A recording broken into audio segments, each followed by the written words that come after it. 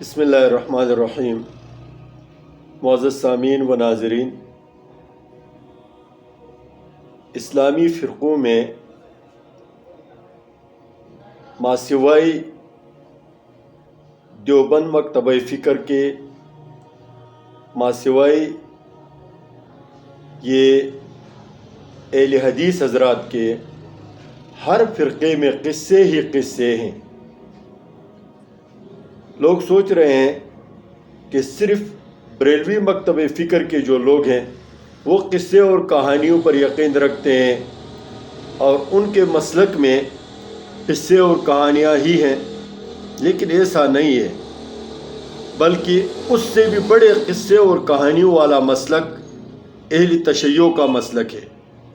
اگر آپ ان کی کتابوں کو دیکھیں گے تو ان میں کہانیاں ہی کہانیاں ہیں۔ انہوں نے بے شک ان کو احادیث کا نام دیا ہوا ہے، لیکن وہ احادیث نہیں ہے، وہ کہانیاں شریف ہیں۔ اب اس بھائی صاحب کو دیکھیں یہ کس طرح کا واقعہ سناتا ہے، اور پھر ہم آپ کو بتائیں گے کہ مزید کیا کہانیاں ہیں۔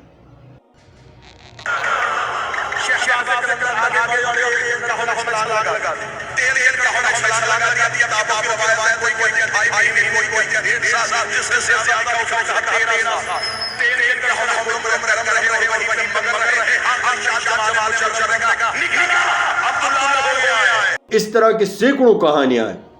حضرت علی رضی اللہ تعالیٰ عنہ کے حوالے سے کچھ کہانیاں میں آپ کو بتاتا ہوں، ان کے ہاں جو مشہور ہیں کہ ایک دفعہ حضرت علی رضی اللہ تعالیٰ عنہ کہیں جا رہے تھے تو راستے میں ایک بڑھیا کو دیکھا جو ایک ٹوکری کو اٹھانے کی کوشش کر رہی تھی۔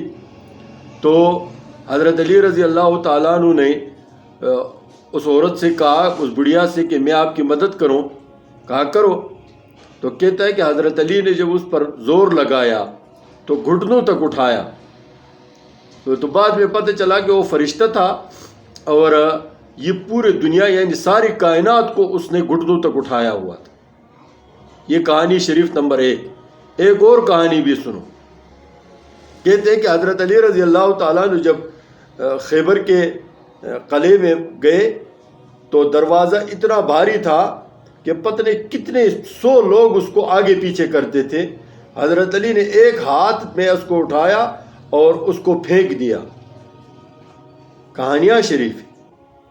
اسی طرح کہ ہر امام کے بارے میں کہانیاں ہی کہانیاں ہیں، یہاں تک کہ ایک امام صاحب کو انہوں نے غائب کر دیا اور پھر اس غیبوبت کی ایسی کہانیاں کہ ان کا جو مراجع ہوتے ہیں، جو ان کے بزرگ ہوتے ہیں، وہ کوئی دعویٰ کرتا ہے کہ میں اس سے ملا ہوں، کوئی کہتا ہے کہ میں نے اس کے کہنے پر کتاب لکھی ہے، کوئی کہتا ہے کہ میں نے اس سے فلاں روایت کیا ہے، اور کوئی کہتا ہے کہ میں نے اس کو فلاں حالت میں دیکھا ہے۔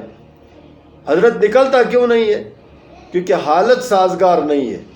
جب سارے لوگ اہل تشیع کے مطابق تقوی اور طہارت میں کمال تک پہنچ جائیں گے تو پھر حضرت تشریف لائیں گے۔